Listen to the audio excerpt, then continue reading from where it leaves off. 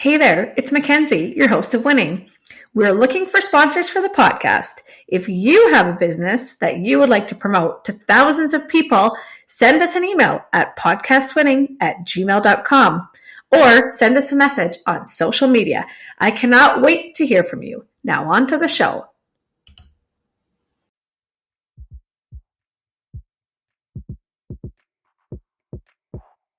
Winning is your guide to making it in business. Join our award-winning host and entrepreneur, Mackenzie Kilshaw, and special guests in casual conversations that will educate and inspire you on your business journey. Winning will help you learn the hard lessons the easy way with guidance from celebrated entrepreneurs and business leaders. It's fun. It's informative. It's winning. Hello, welcome to Winning. I am your host, Mackenzie Kilshaw, and today's guest is Ashala Naidu. Hi, Ashala. How are you? Hi, I'm good, thanks. How are you? Really good. I'm so happy to have you on. This is going to be fun.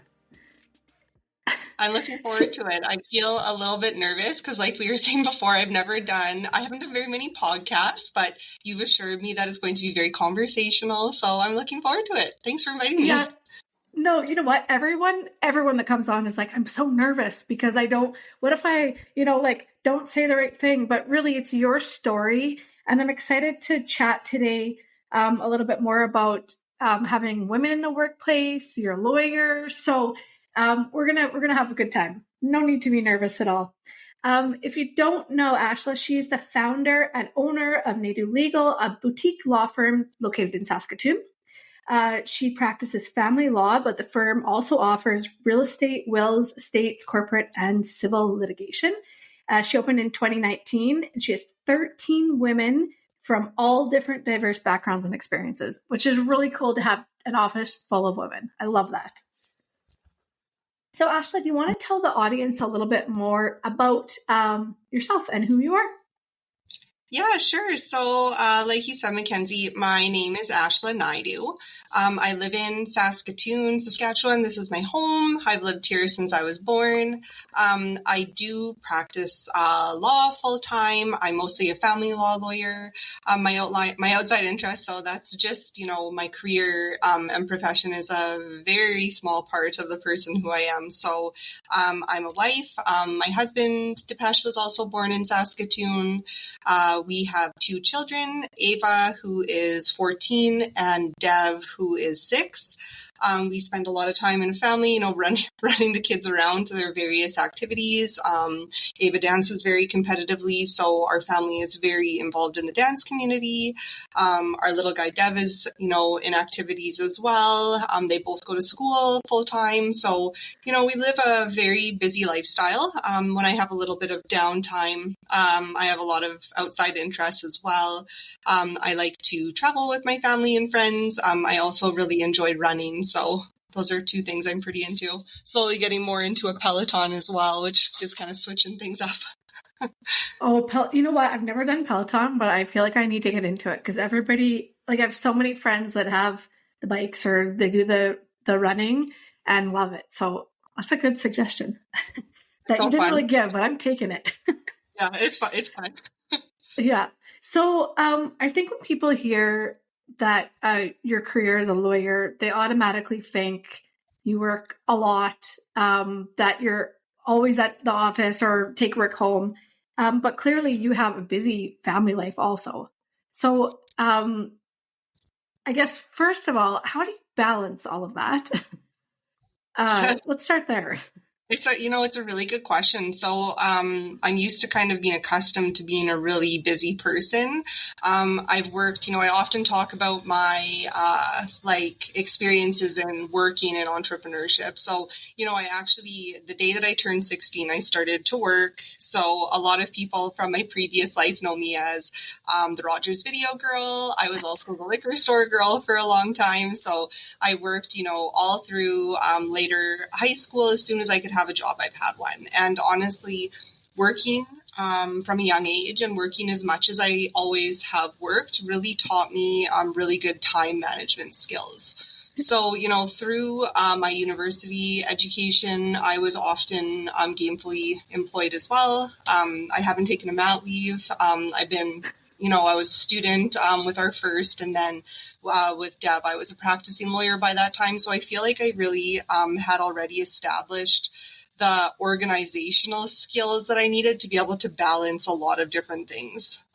Also, I think it goes without saying, but I've had a tremendous amount of support in my life. My parents are very, very supportive, my siblings, my husband, obviously, so that we can kind of arrange to do it all. And also very supportive in-laws as well, who help out a lot with the kids when things get, really, really busy and we have to wear a lot of different hats. So well supported. Yeah, that support system goes a long way, because when you do have other people you can rely on, that sure helps. And I'm sure the same in your business. I'm sure there's people within your business that you can delegate or can help you with things too, right? Oh yeah, that's totally true. We have we have an awesome team at work here at Naidu Legal. So like you had said, we're a team of 13 women from all different areas of life. So there's 4 of us who are lawyers in the office, and then we have support staff at the office, experienced paralegals and legal assistants, students. We also have a full-time office manager who helps me keep organized, with books and the financial piece of the business. So, it's hugely helpful. Yeah, that's awesome. Did you always, you're kind of you have I'll call it a double career, because you're a lawyer, but you're also an entrepreneur and a small business owner. So Did you always want to be a lawyer, or how did that kind of start with your career?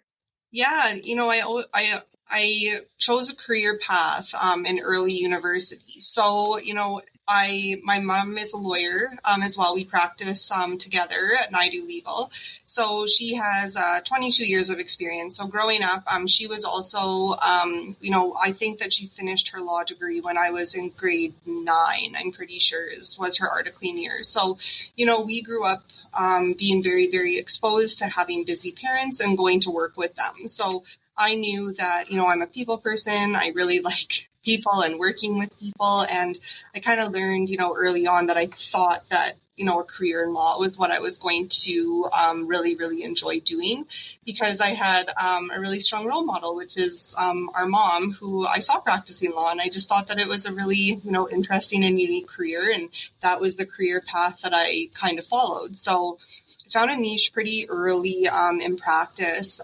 All practicing lawyers have to article for 1 year before we start practicing law.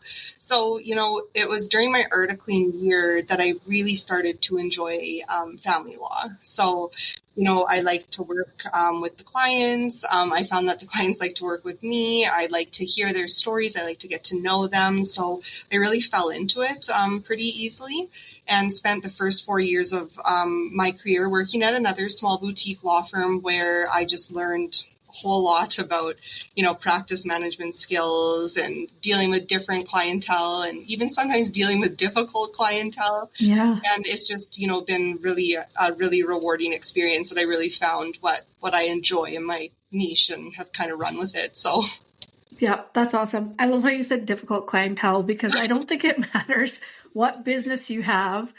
You're always going to have someone difficult. And those are really skills you learn with experience. I hate to say it, but the more people you deal with, the more that you are able to work with people that are difficult. Because being a lawyer, especially when you're dealing with family law, I'm sure a lot of those clients of yours and cases are not easy, right? They're difficult and emotional and all sorts of things. That's exactly it. It's like a lot of the cases that I deal with are really difficult cases. They're emotional cases. And I often, I often compare myself to meeting, somebody on literally the worst day of their life, right? Like a lot of the time when people come to my office, they're really, really stressed. They're going through tremendous life transition. And, I'm kind of the first stop for what should I do next, and what are my options, and what is my life going to look like, right? So I feel like I have good skills in working with people who are going through trauma and who are going through, emotionally charged situations, and I could help them, get through it with my legal knowledge, as well as just my ability to talk to people and keep them calm and listen. I think I'm a good listener. So yeah. Yeah, all skills that you learned along the way. Yeah. Probably from articling, and then it's experience, right? Which is, I don't think anything can really substitute for experience, right? It just helps us so much. And I'm sure every day you become a better lawyer because you have this experience with different people. I like to think so. Yeah, no, I agree. Okay, so you worked at another firm for 4 years. How did you decide, okay, I want to do this on my own. I want to have my own firm. How did that go? Oh, it was a tough decision. I practiced, like I said, at another boutique law firm. I had wonderful mentorship from my previous employer. It was a wonderful experience, and I learned a whole heck of a lot when it came to the practice of law. And just he was really good with working with clients. So, his clients adored him, and I saw how he worked so well with people. And, I guess my journey into doing things on my own was just kind of an interest in entrepreneurship and wanting to do things a little bit differently. So, some people who have been practicing law for quite a long time are not really fully implementing things like technology or best practices into practice. And I just found that, I was kind of trying to create better efficiencies and do things a little bit differently and market myself and my services a little bit differently. And I felt that, I had a really good foundation of clientele and people who would support me and who would support my new practice. At the time that, we got into our first space, which was a very small space, I felt that the risk, I'm a pretty risk adverse person. So I don't like taking on huge risks. And at the time that, we started the practice, it was just myself and a paralegal, and we took on a very, very small space. And I felt that, it was pretty low risk to be able to start things up and, see how things would go and just kind of practice on my own. Dev, our younger son at the time, was 1 when I had gone out on my own as well. So I was kind of looking for a little bit better work-life balance, too. Yeah. When you're the boss, you just kind of do things your own way, right? And that was for sure. That flexibility is part of why being an entrepreneur is so amazing. That's right. That's right. I was looking for that. So that's, what we decided to do and haven't looked back. Okay, so it's you and a paralegal. I agree that small space starting small is such a great idea because, okay, you basically have to make enough living for you, pay your rent, pay your paralegal, we're good, right? So how do you get from there to having 13 women in your office? It happened really organically. So, it really, we were in operations, I guess. We opened the firm in July of 2019. So it's coming up on 5 years now. The first 6 months of practice, were great. By December of that year, I was already looking into hiring an associate because there was just too much workflow for me to handle on my own. So I needed somebody else to provide that, legal relief for me because it was just, really too much. And then COVID happened. Yeah. So in March COVID. Of, I guess it was, COVID, that thing, right? So yeah. In March of 2020, the world kind of shut down, and that included legal practices-ish at that time. Yeah. So, we never actually shut our doors, nor did we have to shut our doors because COVID, very unfortunately for the people that I serve, but separations and divorces and people buying and selling homes and wills and estate planning, it like quadrupled in size. We found, during that period of time, we were trying to figure out how to do things differently and to be nimble with, our complement of people getting sick, preparing and bracing myself for the possibility of having to transition the practice into the basement of my home. Like that's what the plan was with 3 people, right? And trying to figure out how is this really going to work in the event that things actually do shut down. But fortunately, we remained super, super busy during that period of time and weathered the storm. So by the summer of that kind of COVID year, we were so busy that we were already going through, further hiring for people and trying to find, more people to join the firm. And it just kind of took off from there. Yeah, it's crazy. But like you said, it seems like during that COVID year, that 2020, March of 2020 on, I don't know, but people were having babies or getting divorced or buying a different house. I think all of a sudden you had to work from home, your kids are there, you're all there, and you're like, oh man, we need a bigger home, or right. So I can imagine for you, that was a crazy time. It was a really crazy time. It was really crazy. Yeah. Yeah, we had some in our first space. The first space that I rented was downtown on 3rd Avenue South, and it was a little bit of a co-working space. So there was a bunch of different businesses who were kind of on the floor there.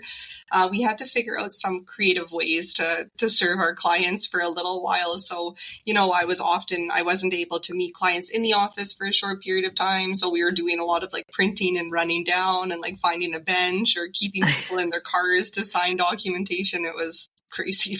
Yeah. But it was a crazy time, and you kind of had to do what you had to do, right? Because you still needed, if someone's selling their home and there's a possession date or a closing date, you still need to sign those papers on that date. That's right. Yeah. That's awesome though. I mean, it doesn't matter what you were, once again, law practice, me with the clothing store at that time, people with restaurants, whatever. You just did what you had to do to get through. That's right. And yeah. And for you then, you faced growth kind of in that time as well. Yeah, we did. Yeah. That's fantastic. So obviously you have to look for a new space then as you're hiring more people. Mm-hmm. And so you have all women in your office, which I absolutely love, obviously being a woman, but was that accidental or is that kind of a purposeful thing that you did? Honestly, it's been kind of both. We've had men who have worked for the office before, so it hasn't always been a female complement. But like I said before, we have this just really awesome team of women who work here, and it works so well for us. Like it's such a good team that's here. We're like a little family. Everybody gets along so well here, and I just feel like it's just a good fit for everybody. To be honest with you, like I wouldn't consider myself to be like a feminist or purposely trying not to hire men. And I should say as well, like we have a huge clientele of men as well, right? So for sure. Like we only represent women, it's men as well. But, as far as like the people who work here, I think because I'm mostly in charge of recruitment at the office, I am obviously looking for a certain type of personality with people, obviously experience as well. So I've found that, I do personally work best with women. So yeah. Well, and I think, when you have a business, that fit, honestly, I think that fit, so the person fits into your culture and gets along with people. And like you say, you're a family, like you're a team, you're not just coworkers. I think that is often more important. A lot of skills you can teach, right? Yeah. But you can't teach that fit. So that is such an important thing.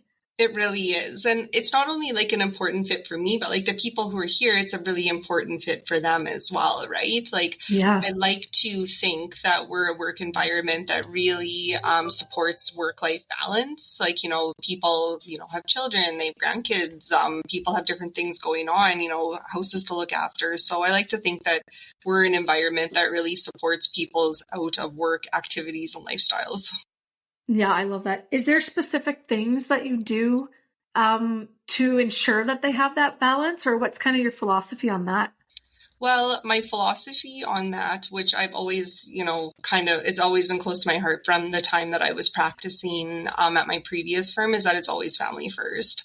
So, I mean, we're kind of in a unique situation because I practice with my mom and my sister. So, part of that is, kind of family is always first. Luckily, we don't have any major things as a family that have required us to, be out of office to address. But everybody, whether it is spending time with children, grandparents, aunts and uncles, the people who are important to everybody who's here, that's just something that's really important to me. So I like to make sure that everyone knows that like it's always family first.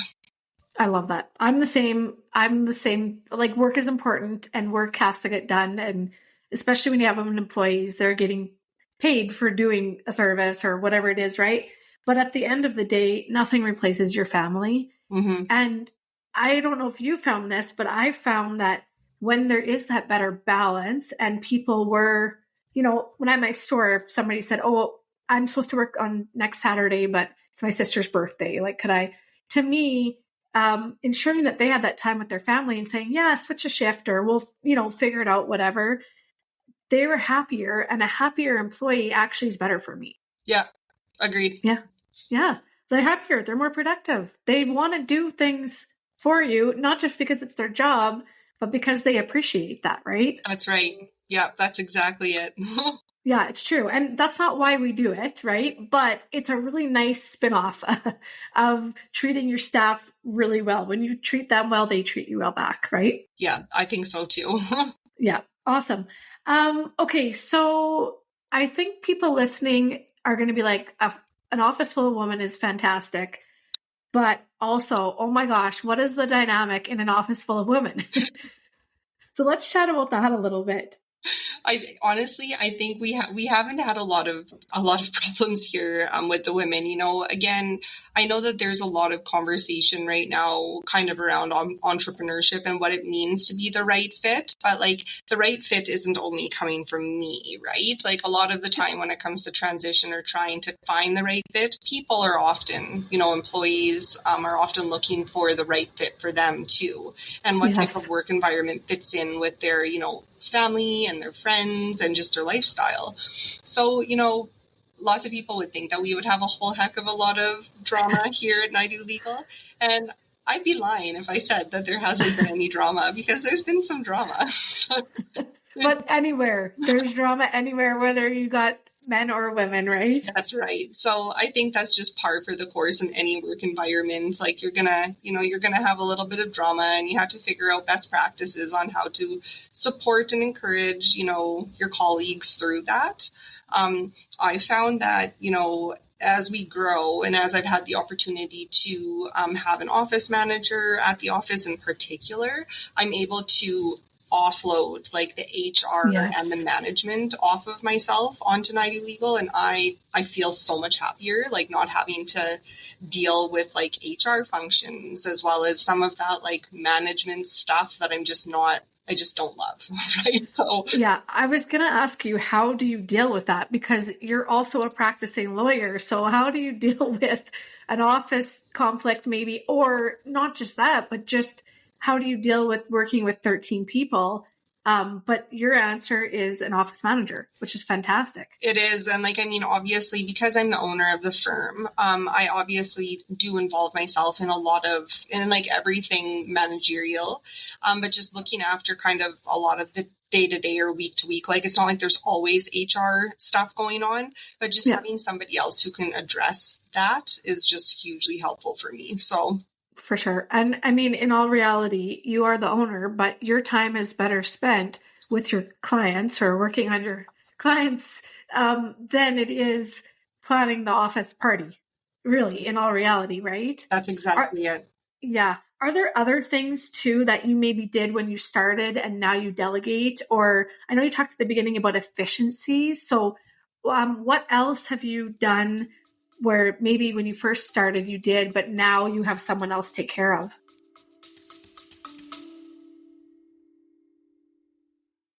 A huge thank you to our sponsor, Just For You Day Spa and Wellness.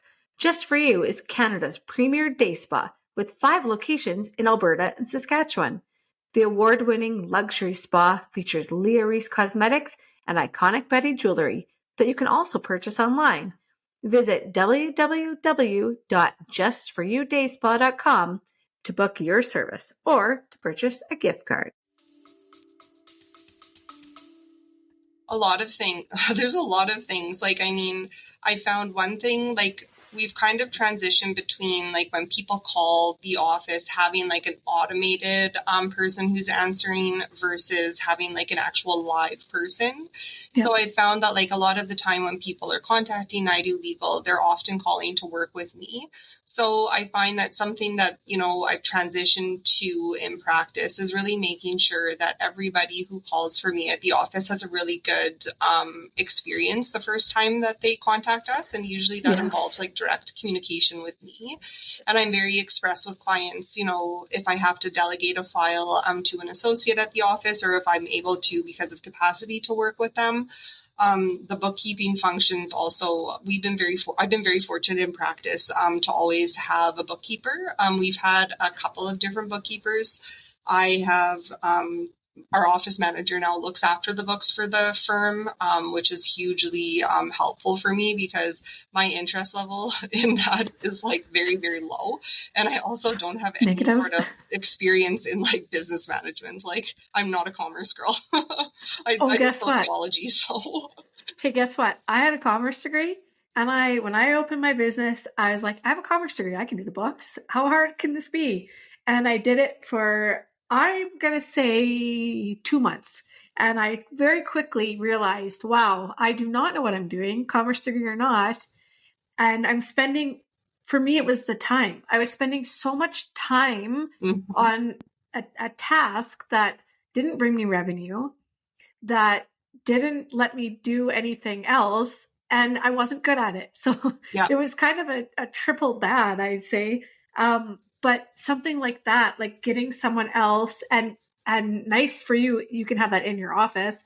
If you don't have someone in the office, then it's something that you can just pay someone to do. But things like your books can really, freeze up time, and you know that they're done properly, because it's also something that can get you into problems down the line if it's not done correctly. That's exactly right. And I've had the opportunity to, have discussions with a lot of female entrepreneurs actually over the years.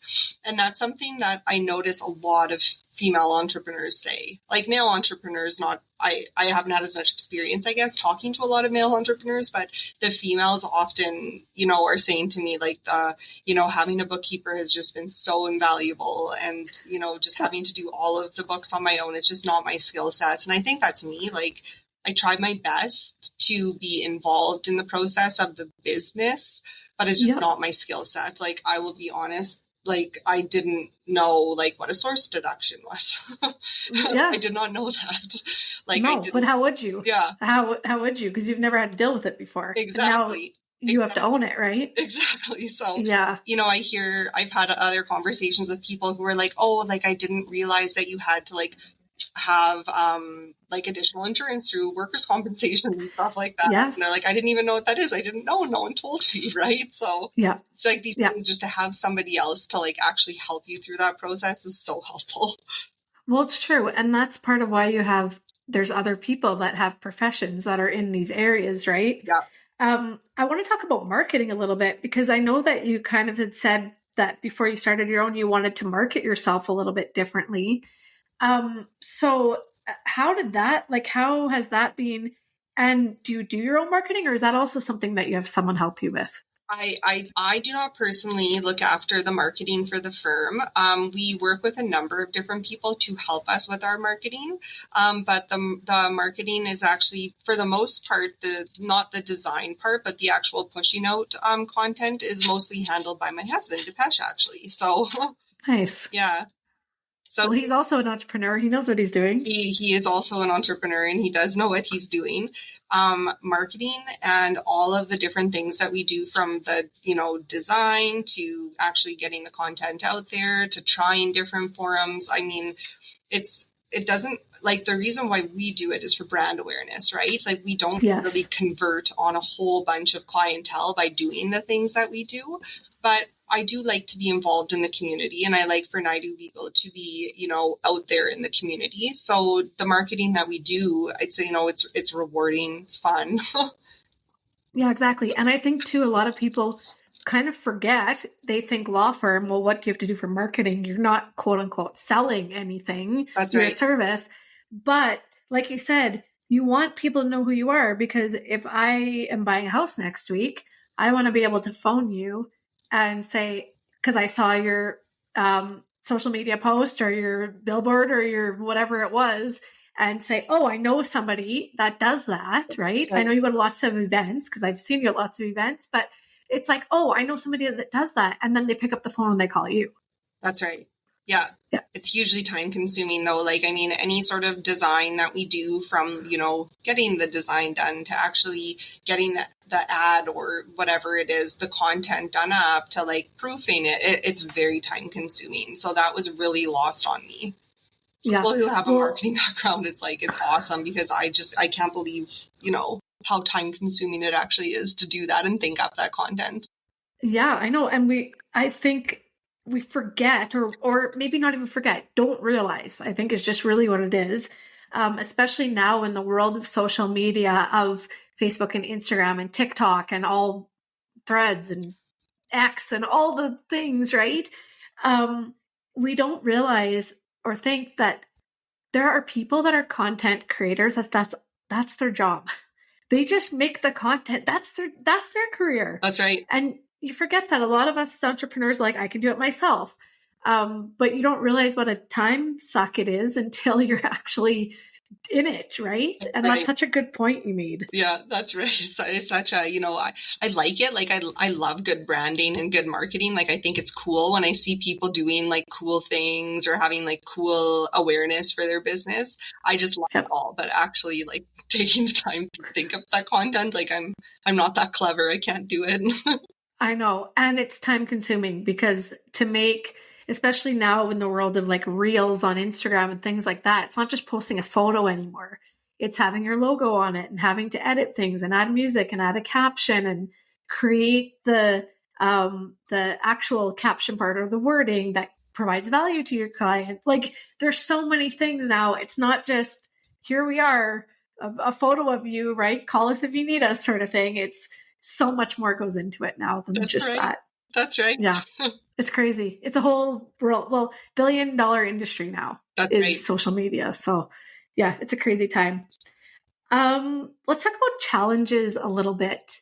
We kind of talked about all women. I know that you've got a really great group there. It's your family fit, but what are some challenges you've faced? Maybe it is with having a group of women or just generally in your business that have been tough. I think, the biggest thing for me has been balance in my life. So I find, work is always busy, right? And that goes for all of us. Yeah. It doesn't matter what career you're in. Work can be really, really busy. I have good supports and I have good setup at home. Like, I have the ability to work from home pretty well, but I'm trying to just kind of figure out that right balance between, work and being fully present, because I feel like my presence, especially during family time and stuff like that, I'm always a little bit distracted.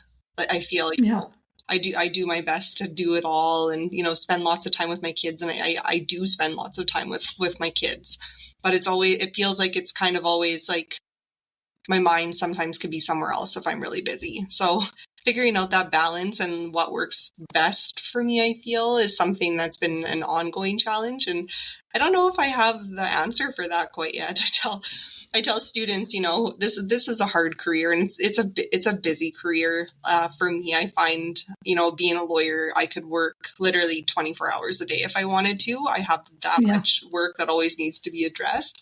I used to I get asked this question when I talk, at the college and stuff like that. Like, what do you do for work-life balance? And I used to always say that between 5 and 8 o'clock, I would have like a dead period where like I wouldn't check my phone. I wouldn't like check my email. I wouldn't go onto my computer.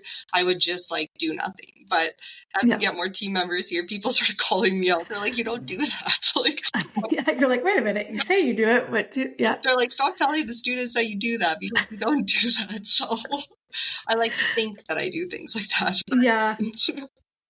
You know what though? I've done that too. And I'm kind of the same as you.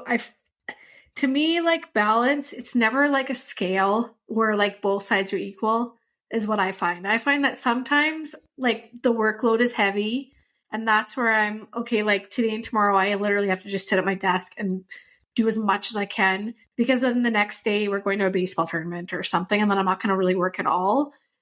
So, right. I think it's not that like even scale. It's like one day work is heavy and one day life is heavy. And that's just kind of how it is.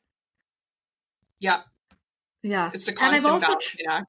Yeah. I've also tried to do what you did and turn off the phone or not look at it. But I also, and probably personality, I don't know about you, but I almost then had a little bit of anxiety maybe when I picked up the phone, because it was like, oh my God, now I have to reply to 10 different, phone call, text, email, whatever it is, where if I just would have done one by one, it would have been a minute here, a minute there. Now I have to spend an hour doing it. That's right. I find the same thing. Yeah. Yeah. One thing I did do that I talk about, or have talked about before is emails. I actually turned my email notification off on my phone. Mm-hmm. So I still get emails come through, but I don't hear a ding or get a vibrate or whatever. And I found that that's really helpful because then I just say, okay, every day, okay, now I'm checking it and then I'm checking it again whenever. And that's the times I deal with it. And then I don't look at it again till tomorrow. Yeah. And that seems to have helped. Yeah. That's actually good advice, just to, not be present with the email. Cause that's like my number one fanatical about it. Yeah, I know. And I think the thing is, it's really easy to be like, I'll just check it quick. And 25 minutes later, you're still on there, right? That's right. Okay, another question for you. Yeah. What have you found that's been the most rewarding with having your business? What have I found that has been the most rewarding? I mean, it's definitely the team that I work with, right? So I feel very rewarded. Like I said, the team that we have here, we're like a little family, and I felt very, very rewarded getting to come to work with these people every single day, to get to know them, to get to know their families. That, without question, is the best part. I love that. And it is true, working with people that you like and that you are a family, it really does make it, it's still work, but maybe it doesn't seem so much like work. That's right. Yeah. Yeah. I love that. Do you have a most important lesson that you've learned along the way? The most important lesson that I've learned along the way. Honestly, there's been so many lessons I feel that I've learned along the way. I think probably the best lessons are the ones that, really teach you something, right? So I found that, lots of people in this career have their own way of doing things and their own way of, practicing law. And I think that, something that's worked for me is just being authentically myself. So, Yes. I like that, when I get to meet new clients or old clients, I get to be myself, and I don't need to pretend to be somebody else. So I find that, being myself and letting people get to know me and getting to know them has been something that's been, a really good lesson. I don't need to, pretend to be somebody else or pretend to know things that I don't know about. I just have to be myself and do my job well, and things are good. I love that. And honestly, being genuine and authentic gets you so much farther, that it just builds that relationship with yourself and the community and word of mouth and everything else. So I think that's a great lesson. Is there anything you wish that you would have known, or maybe something that you could tell your younger self? If I could tell my younger self something, I think it would just be, just work hard. I feel like I have worked really, really hard in life, but I feel like just reminding myself, everything's always going to be okay, and there's going to be trials and tribulations, in life, and there's going to be ups and downs and stressful portions, but it's how you deal with them that's important, right? So true. And honestly, nothing substitutes hard work.